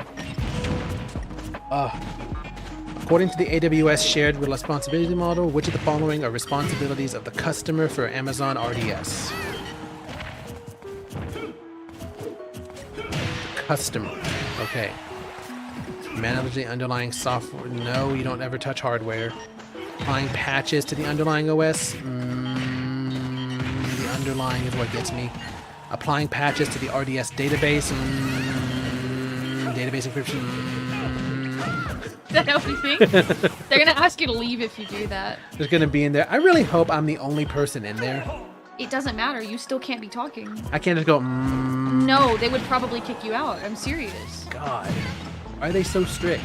If it's anything like teacher certification, yeah, it's like super strict. This one's kind of tricky. So I think these two are out. Don't think they do patches.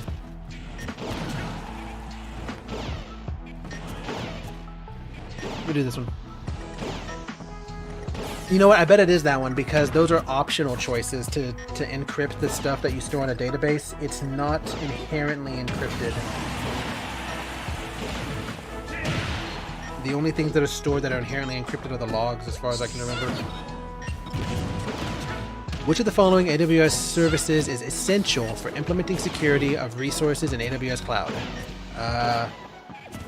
IAM.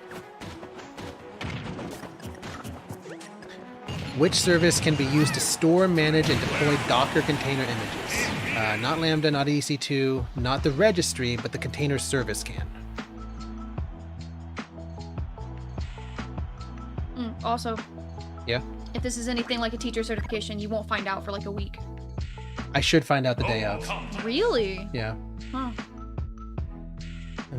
We had to wait a week even though it's all fully digital and they have the results right then. Like, there's literally no reason why you should have to wait. Hey, it's a 1v1 after all.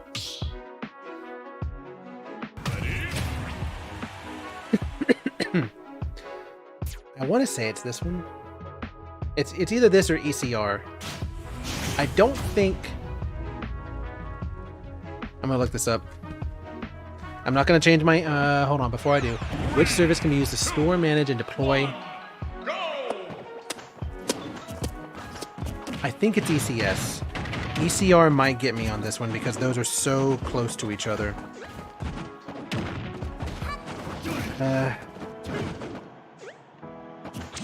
My notes don't help.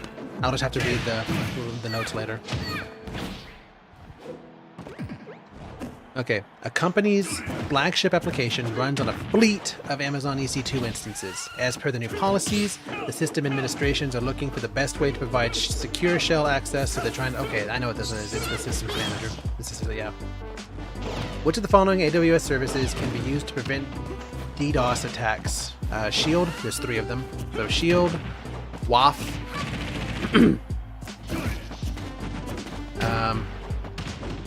and then I think CloudFront with Route 53. Not Trusted Advisor for sure. Inspector, not for sure. And then, yeah, it has to be these 3. I could have done this by elimination. Select 3? Yeah, okay.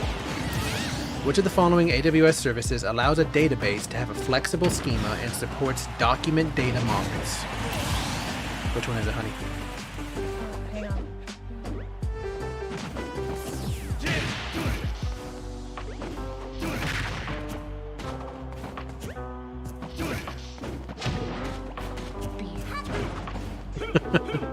Is it B? I honestly don't know. I don't remember this one. Go with the longest answer.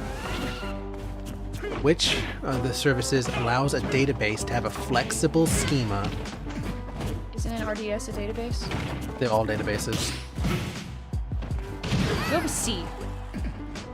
Flexible Dynamo schema sounds flexible. It does. and supports document data models. C for an answer. I don't think Dynamo allows modeling though. It's schemaless. Either C or D. I'll go with Dynamo. I mean, it's not my test. If you want to look it up or something, that's fine. I'm gonna go with Dynamo, and then let's see. The thing is, I don't know. I've never seen the words flexible schema or document data models. I don't know what that means. So like, I don't know what this answer would be, and I don't think my notes would have it either. Elasticache, Dynamo, serverless, NoSQL, key value, is Dynamo. Redshift is for based on Postgres. OLAP, online analytical processing, analytics and data warehousing. Doesn't help me. Columnar storage. What? I don't know what Aurora is. It's not. Oh, that says Amazon. I can't read from it. I don't think I have notes on Aurora. I'm gonna go with my with the gut. I have to say Dynamo. Yeah. I don't know what Postgres is. Which technology service helps you scale your resources to match supply with demand while still keeping your cloud solution cost effective? Supply with demand. Not. Yeah, it's auto-scaling. My head hurts. Which is the primary benefit of deploying an RDS database in a multi-AZ configuration. Its availability.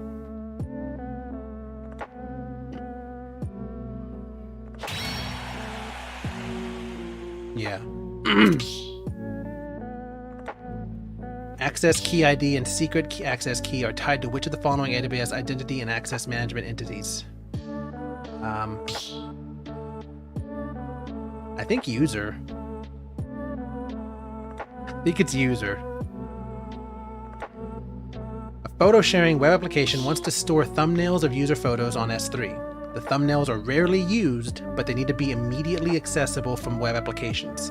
The thumbnails can be regenerated easily if they are lost. Okay, so we don't care about reliability.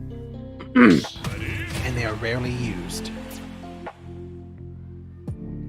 So, one zone.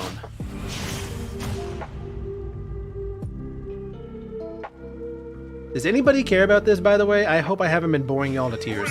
Like I said, it was either cancel the stream and just study on my own, or at least talk out loud and maybe teach some of y'all, while I learn as well. What do you think? Would you tune into the stream? I don't want to hurt your feelings, but this stuff's really boring. This is so boring. I mean, they're here playing Smash, and that's chill, but like, when I can't read it and you're just rambling, that does nothing for me. But I don't think you can share your screen, right? If I could, I would be showing what I'm looking at, but no. Like, that would actually, like, make sense to me, because I have to visually see it and read it in my head, but you just spewing it out loud is really hard to follow. Sorry. Well, I mean, it's what you have to do. I'm not trying to shame you. I'm just saying, like, I would not tune into, like, a Markiplier doing this, even. I would be like, no thank you, Markiplier. Keep that to yourself. Yeah. Okay, the engineering team at an IT company wants to monitor the CPU utilization for its fleet of EC2 instances and send an email to the administrator if the utilization exceeds 80%. Which AWS services would you recommend to build this solution? Okay.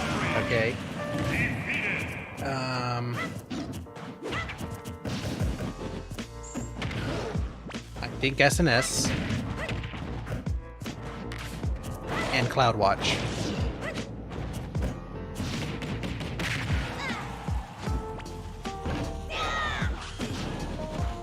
I think, yeah. I don't think it'd be SQS. I think SNS. I'm gonna be upset if it's SQS though. I know it's not Cloud Lambda or CloudTrail though.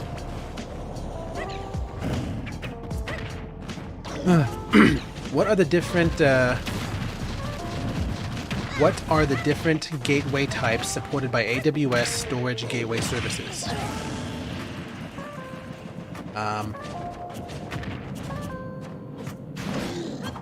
What are the different gateway types supported by AWS Storage Gateway Service? Ooh, I do not know this one at all.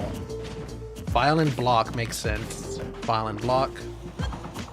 I would like to talk on. I think it's object, file, and block because these are the types of things you can store.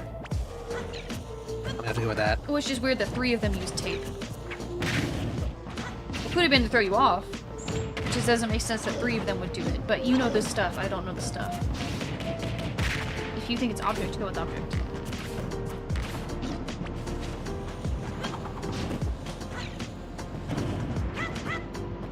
You're right. Now you got me curious. But the thing is, I've never heard of tape. I don't know what tape is.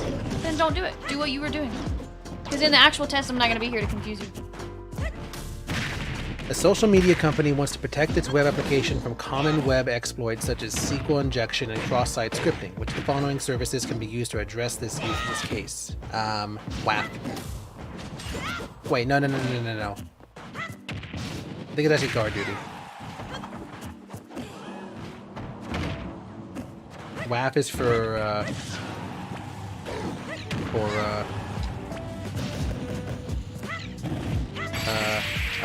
WAF is for DDoS attacks.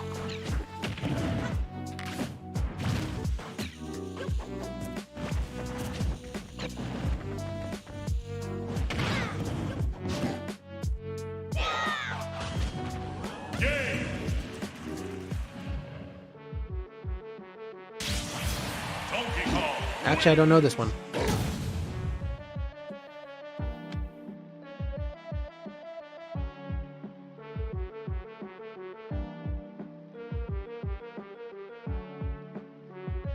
I'm gonna go with guard duty.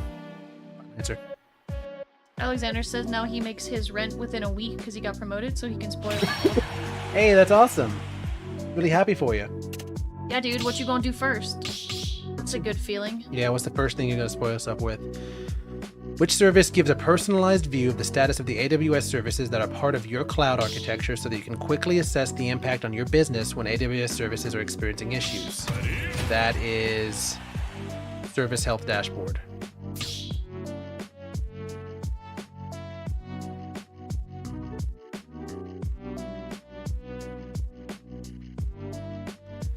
An online gaming company wants to block users from certain geographies from accessing its content. Which service can be used to accomplish this task?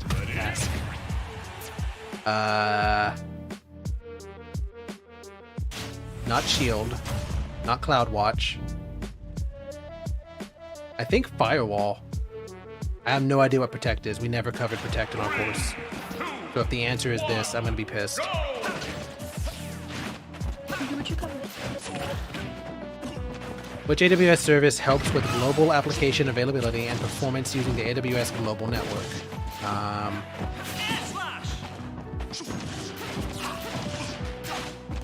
Guess Accelerator? Is the only one that has global. He says he's gonna see a movie with a friend, but they've lost their mind if they think that he's buying food. Movie theater food's another level of expensive. How much is like one tub of popcorn? Like $7, $8, probably more. Now that I said that out, people are gonna be like, it's like 10. I think it's a lot. Yeah. Which of the following options can be used to access and manage all AWS services? Okay, wait, hold on. Which of the following options can be used to access and manage all AWS services? Christ. It's not manager. It's not the gateway.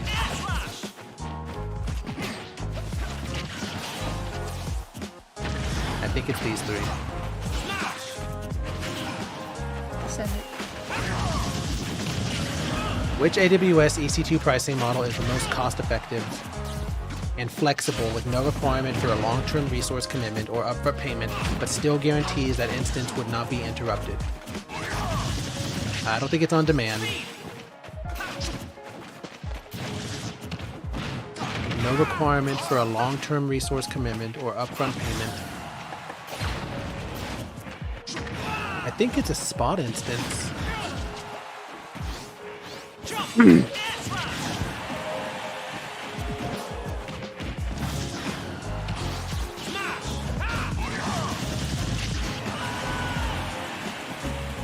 A fleet of EC2 instances spread across different AZs need to access, edit, and share file-based data as stored centrally on a system.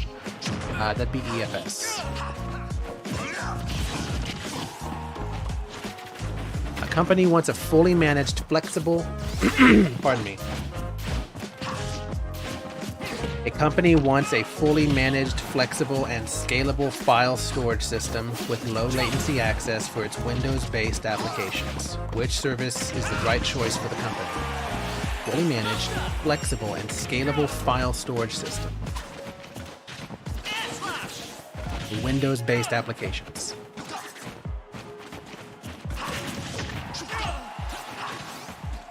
It's one of these two. Well, how low is low latency? Because Luster's bonkahog, like less than milliseconds latency, but...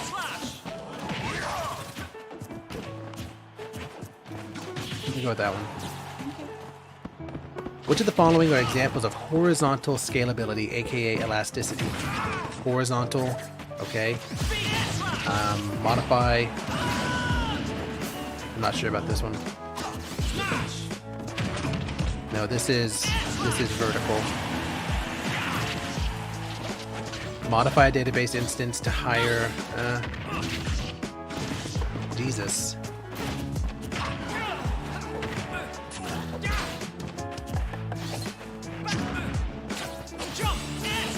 I don't even think this is real.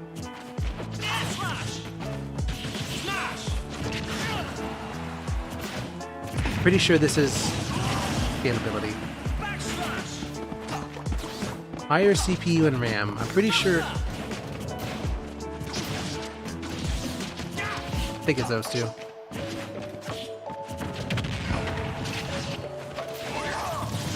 Which of the following AWS services are global in scope?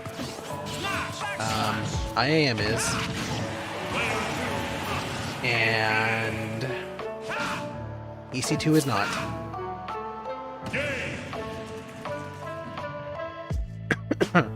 I don't think RDS is. I got through that pretty good. I think it's CloudFront.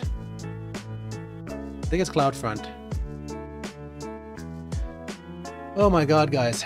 Which AWS service should be used when you want to run container applications but want to avoid the operational overhead of scaling, patching, securing, and managing servers? God damn. Run container applications like Docker. So that'd be ECS. Is Fargate on here? Or, oh god, they're both on here. Wait. Not this. Okay, so it's either... It's the ECS, the Elastic Container Service, Fargate, or EC2. Run Dockers. I think it's Fargate, because EC2 is not a container. Which of the following solutions can you use to connect your on-premise network with AWS Cloud? Choose two. VPN kind of, direct to connect definitely. Hands off my prey. I think VPN. Hands off my AWS off my prey. Route 53 is a DNS service, internet gateway, gets subnets access to the internet. Virtual private clouds are just, yeah, it has to be these two. Okay. AWS Compute Optimizer delivers recommendations for which of the following AWS resources. Compute Optimizer. Hands off my prey. It does do EC2 instances. Hands off my prey. Hands off my prey. It does volumes and Lambda functions. It doesn't do AFS, EFS. It doesn't do S3. It's this. It's these two. EC2 instances, EC2 auto-scaling groups, EBS volumes, and Lambda functions. Which AWS compute service provides the easiest way to access resizable compute capacity in the cloud? Jesus. Resizable compute capacity in the cloud with support for per second billing and access to the underlying OS. Not Lambda, not Lightsail. I think it's EC2. EC2 is, yeah, it's definitely EC2. And then an organization deploys its IT functions, or an organization deploys its IT infrastructure in a combination of its on-premise data center along with AWS Cloud. How would you categorize it? That's hybrid deployment. You did. Is it good? Is it bad? Yeah, it's good. Okay. That was good. Hey, we got an 84% on the practice test, guys. Oh, we got an 84%. That's passing. Okay, so I've had my first test was a failure, 61%. I think that was like me being scared and stuff, like freaking out. And then my second test, when I calmed down after getting mad, was 81%, and then this next test is 84%. So, getting better. Getting better. Let's do some review. Not bad. Not bad.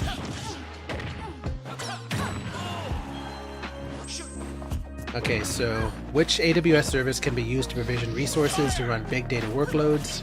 That's on Hadoop. Look for Hadoop. That is definitely EMR. What you use to cost for budgets? That's budgets. I knew this one, latency routing. Yep, I knew recognition. It does not create phone. Incorrect. Okay. This was one I second guessed myself, and the second guess was right. My gut was wrong. A VPC spans all of the availability zones in the region, but a subnet is only in one AC. I'm gonna write that one down.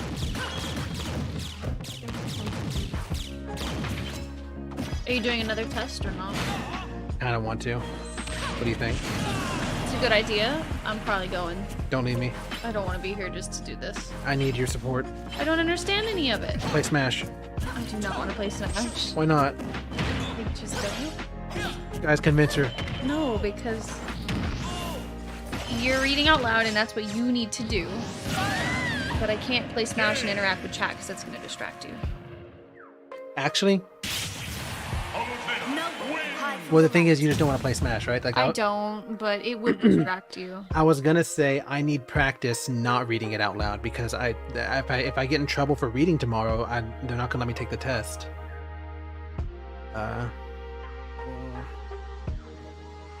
Easy subnet only.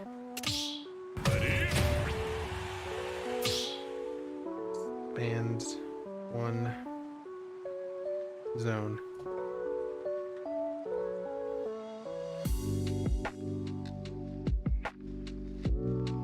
Actually, hold on. What? What? I think I'm going to give myself an extra hour of sleep because I need to be well rested for the test. I shouldn't have done that. Hey guys, I'm calling an audible tonight. I'm gonna go to bed early. I'm not gonna, so I can't even read this guy's name. Hajime Mashite.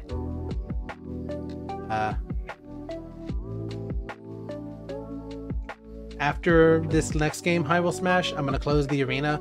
I'm gonna go do like another 15 minutes of cramming on some things that I need a refresher on, and then I'm gonna go to bed. I'm gonna go to bed because I gotta wake up in like 6 hours. That's already not enough sleep. Hey Emo, AWS, yeah, Amazon Web Services. I have a test in 7 hours that I've been studying and doing practice exams for, cramming. You know, I've been doing like a lot of self-reflection on why this is bothering me so much and like why it's like scary to me. And honestly, I think the reason behind it is because like I'm afraid of exposing myself to failure. I'm used to success, as weird as that sounds. So the idea that there's something here that I'm not good at hits the ego a bit. I don't think it's as big of a deal because you can just take it again. Like, if you pass it, is anyone going to ever know you failed it? The company, when they reimburse me for $200 instead of one. Sure, but I mean, that's like an honest, okay, I needed 2 tries. If you need 10 tries, that's different. But if you had to take it twice, there's plenty of people out there that take certification exams more than once. Thank you, Emo. I appreciate that. I'll post in the chat tomorrow if I pass or failed. It'll be an early ping, but I'm either gonna be really, really happy and celebratory in a celebratory mood, or I'm gonna be super bummed out. So Just in time to go see my parents. yeah. Forgot to. I actually need to watch them because I can't see them on here. Oh man, we have people joining in now, which sucks because I'm about to close the arena. But yeah, I know I normally stream until 1 a.m. guys, but I need the extra hour of sleep. Please forgive me. I'm going out of town this weekend too, but I will be here for Sunday stream, and we're gonna be doing some Smash. Turtle actually had an interesting idea. You were thinking that Smash should be on Twitch? I just think you could put 1 day a week on Twitch and a couple on YouTube. I just think you need to commit to which is which. If you start doing some Smash here, some Smash there, that would frustrate people. But if you commit, like, Smash is here and everything else is there, then I don't think that's a big deal. You make a good point. You make a lot of good points. Some people prefer one over the other. Like, I have people that do Twitch and YouTube, but I only like to watch them on one of those. Yeah. Oop. no, no, no, no.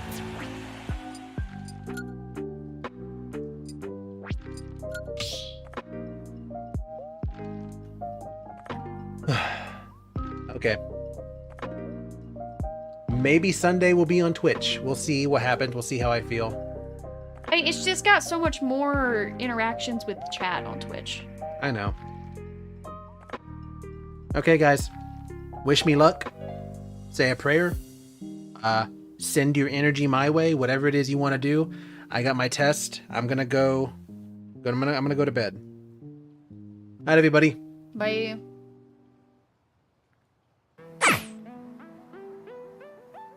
Thank you.